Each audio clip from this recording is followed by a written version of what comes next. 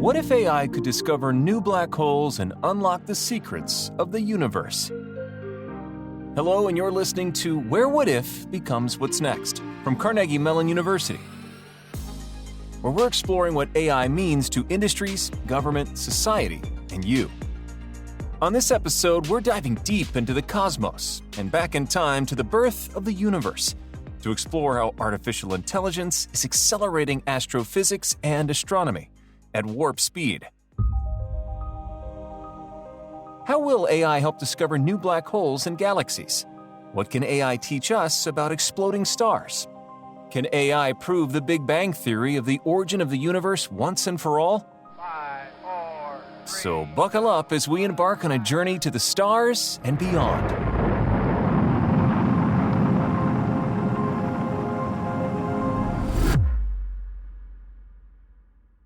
Joining us today are astrophysicists and astronomers who are using AI to explore our cosmos in groundbreaking ways.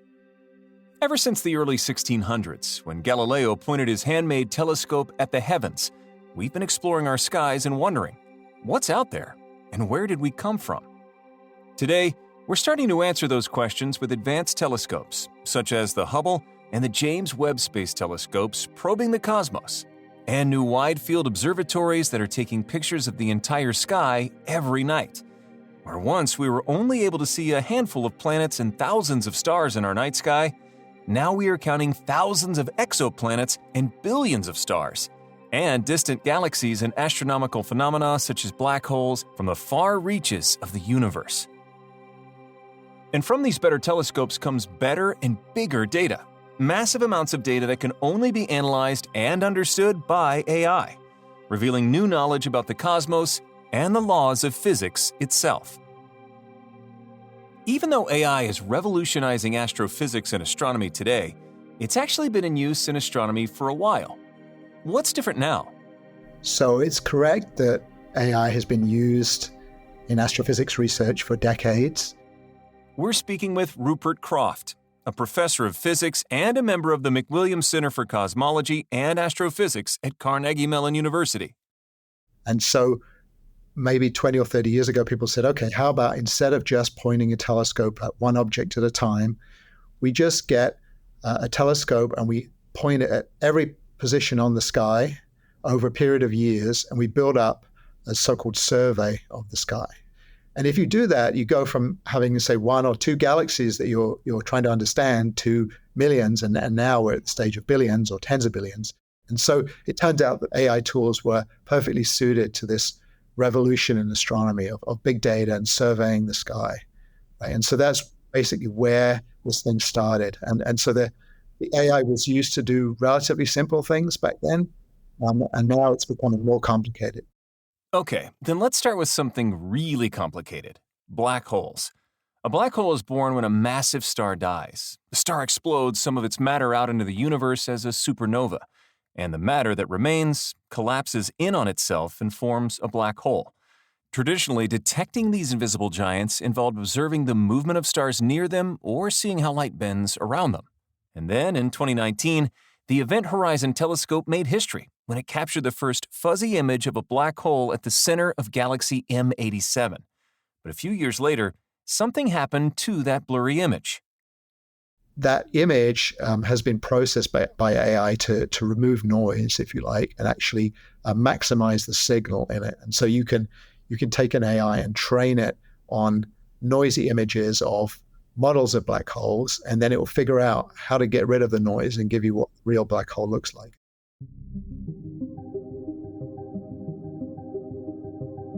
John Wu is an assistant astronomer at the Space Telescope Science Institute, which operates NASA's Webb, Hubble, and other space telescopes. John, how exactly does AI imaging work? So black holes are actually very, very compact because they're so dense due to gravity. And what's happening is, let's say, computational imaging, or AI, can be used to reconstruct the image on extremely, extremely small scales. That is, they can provide exquisite high-resolution imaging, and this is by using, a pretty complicated technique called interferometry, where you measure the interference patterns of multiple telescopes together. And it turns out that you can have a lot of different possible images that give rise to the types of patterns that are seen by all these multiple telescopes. And so using AI to quickly filter through all the possible images that could give rise to what we do end up observing, and then imposing some statistical priors or some physical guesses as to which ones are more realistic than others, that's generally the approach that's taken to derive this kind of stuff. The AI-enhanced image of the M87 black hole was breathtaking. Additionally, scientists are using AI algorithms to sift through massive amounts of data from telescopes and space observatories to identify potential black holes faster than ever before, especially when they collide with each other. Rupert? So we've seen this in the last 10 years, that there are black holes out there in space, in our galaxy and other galaxies, that are merging together. And when they merge, they make these ripples in space-time called gravitational waves that we can detect on Earth. And those ripples, they can be analyzed with AI. The AI can look at the ripples and then tell us what kind of black holes created them. So, Rupert, why is it so important to find and study black holes? So they used to be some sort of marginal object that people were like, they're sort of curiosities. But gradually over the last few decades, they become more and more important. And people realize that, in fact, they actually govern a lot of what happens in the universe. So you could imagine that maybe 20 years ago, we discovered that every single galaxy like our own has a black hole at the center of it. Turns out that those black holes, because they emit huge amounts of energy, they're able to expel star-forming gas from galaxies. They can actually change how galaxies form, how stars form. They can basically stop stars and planets forming in those galaxies. So it turns out that in part of a life cycle of a galaxy, black holes actually can dominate the history of how the galaxies actually form and the stars in it form.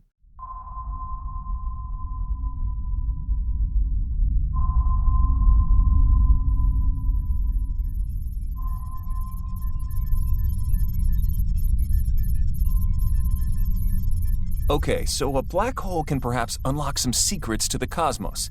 But how can AI help? Can AI, in effect, go backward in time to the birth of our universe, about 14 billion years ago, and teach us something about the Big Bang? So people have tried doing that kind of thing, where they would take the present universe and say, let's ask AI, can you run the laws of physics backwards and come up with something, right? And see what were the beginning, what were the initial conditions that created the current universe that we can see around us.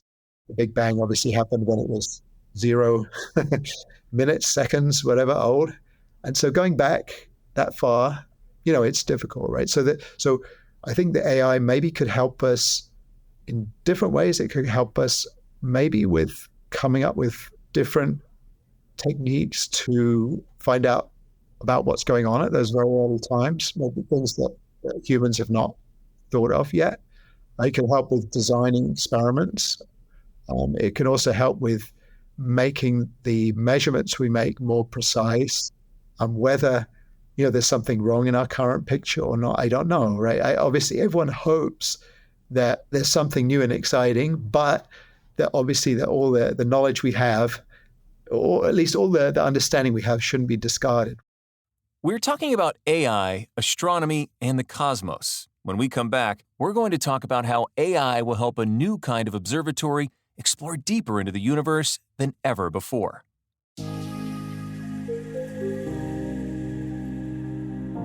This podcast is brought to you by Carnegie Mellon University.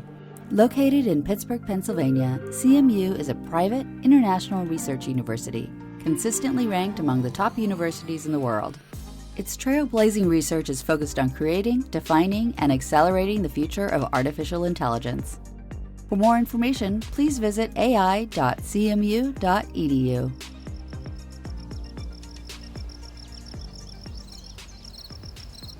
Welcome back. You're listening to Where What If Becomes What's Next from Carnegie Mellon University.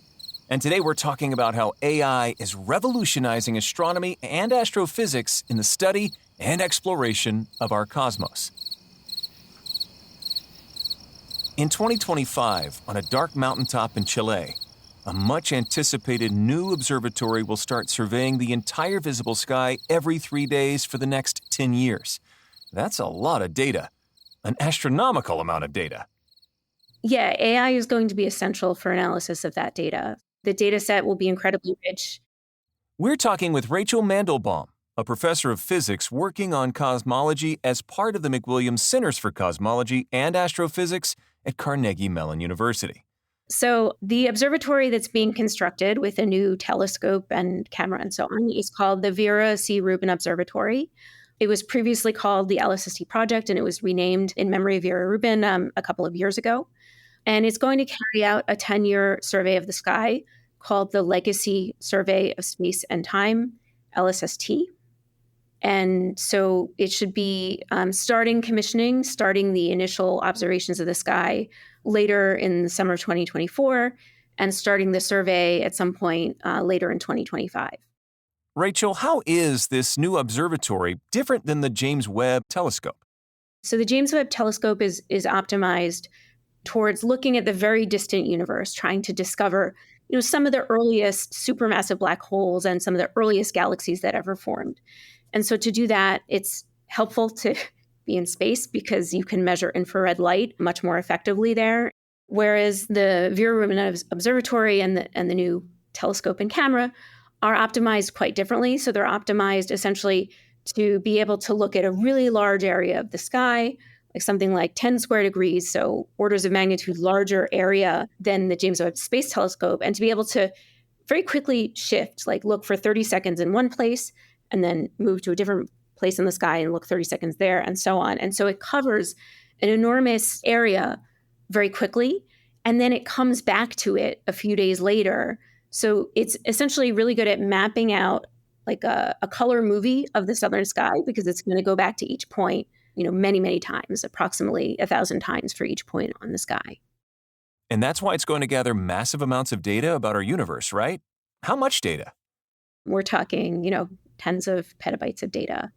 Another way to think about the amount of data is to ask, how many measurements will it make of time-varying objects? And so the answer is, every night it should identify approximately 10 million objects that seem to have changed. So it will put out what are called alerts, essentially like, oh, something changed over there, something changed over there, but 10 million of them per night, every night for 10 years. So it's really going to be quite amazing for a lot of areas of astronomy, but especially for studying, the time-varying aspects of the universe. And how are you involved with the observatory? CMU has partnered with the University of Washington to establish a project called Link Frameworks. And the goal of Link Frameworks is essentially to develop software infrastructure that can be used by the entire LSST science community to more effectively analyze the very large data sets that will come from LSST. So I'm the co-lead for that project here, and we have counterparts at University of Washington.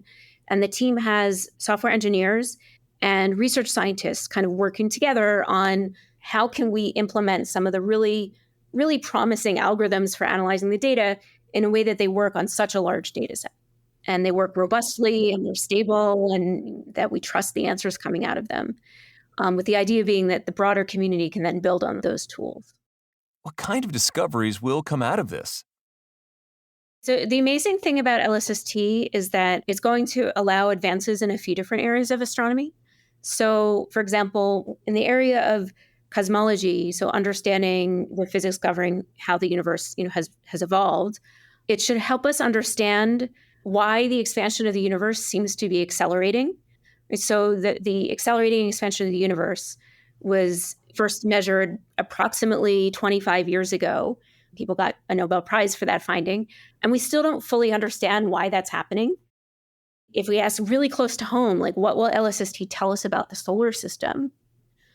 So it's going to help us identify orders of magnitude more asteroids and various, small bodies at all different places in the solar system, so that we can kind of try to understand, how did our solar system form and evolve? There are a lot of things we don't understand about that.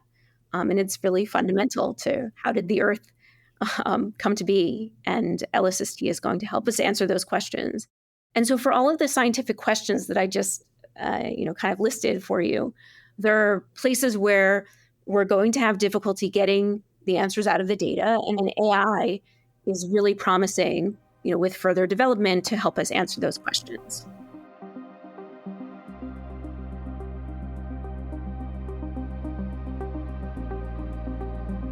As we look at the exciting opportunities created by using AI in astronomy and astrophysics, are there risks, dangers, and ethical issues we should consider? Rupert, let's start with you.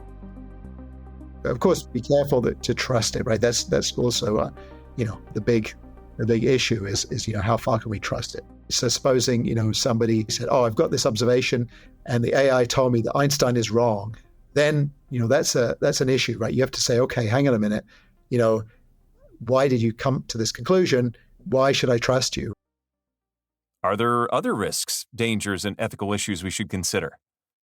Yeah, definitely. So there are a whole range of different things, right? We actually had a conference a year ago on the responsible use of AI in the natural sciences, in science, basically. We had that at CMU. We looked at all these different aspects. And so apart from the biases, also and the sort of the wrong answers that could be generated, right? There's also the question of reproducibility. I guess everyone always talks about ChatGPT, but if you ask ChatGPT, the same question 3 times, it will come up with 3 different answers. It might be similar, they might be completely different. And it's because there's some element of randomness that goes into the generation. Now, obviously, if you're doing science, that's not good. You can't do an experiment and then get 3 different answers if you do the same experiment 3 times, right? And so, we need to be able to deal with that, right? If you're explaining to people, oh, I used AI to solve this problem, and then they do exactly the same thing you did, it's possible that they'll get a different answer. And so, again, this is something that people have to use to mitigate when they're developing their AI analysis techniques. Rachel, any other ethical considerations? One major issue in AI ethics is, let's say if you're going to use an AI algorithm to search for something on the web, right? So some algorithms are based on training data. And if your training data set is biased, right, that could lead you to make judgments that have some ethical implications, biased against particular groups. In the case of astronomy, if we are using a machine learning algorithm that is based on a training data set that is incorrect, maybe it's missing something, there aren't any ethics implications. There are scientific implications. We might get the wrong answer and not realize we're getting the wrong answer. But the issue is really with the quality of the scientific result rather than an ethical concern.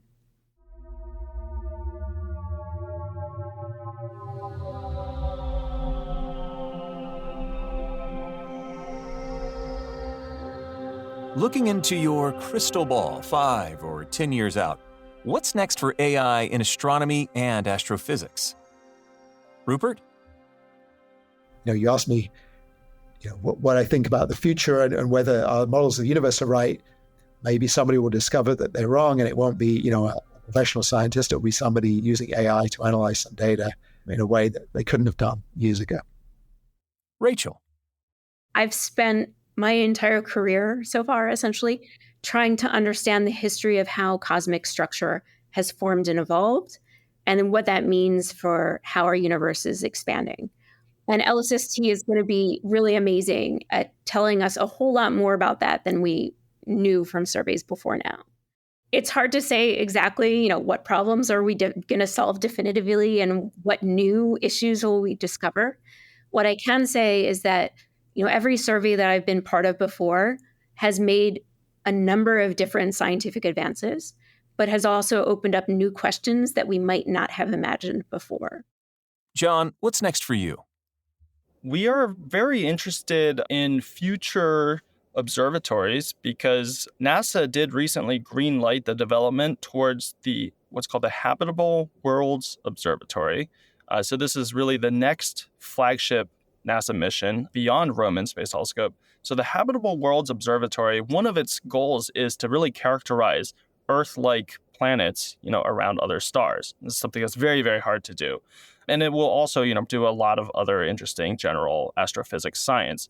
Because of its timeline, which is, going to be well into the next decade for the development of this mission, I actually do think AI has the ability to help guide and really accelerate the development of the instruments that will go on board this spacecraft and the kinds of science that it will be able to do. So I'm really excited about, what those will be. And John, any final words? Astronomers often talk about the unknown unknowns. And I think some of the biggest discoveries that will be enabled by AI are going to be these unknown unknowns, things that we haven't even thought of yet. Today, we've only scratched the surface of AI's role in astrophysics and space exploration. From discovering new black holes and galaxies to modeling the early universe, AI is a powerful tool that is reshaping our understanding of the cosmos. Thank you to our guests for offering their insights. And thanks to you for listening. Please check the show notes where you'll find links to additional resources for this episode. And to learn more or contact us with a story idea or comments, please visit ai.cmu.edu/podcast. If you are enjoying this show, please rate and review us on your favorite podcast site and share with friends. And be sure to subscribe so you'll never miss an episode. You've been listening to Where What If Becomes What's Next from Carnegie Mellon University, where we are exploring what AI means to industries, government, society, and you.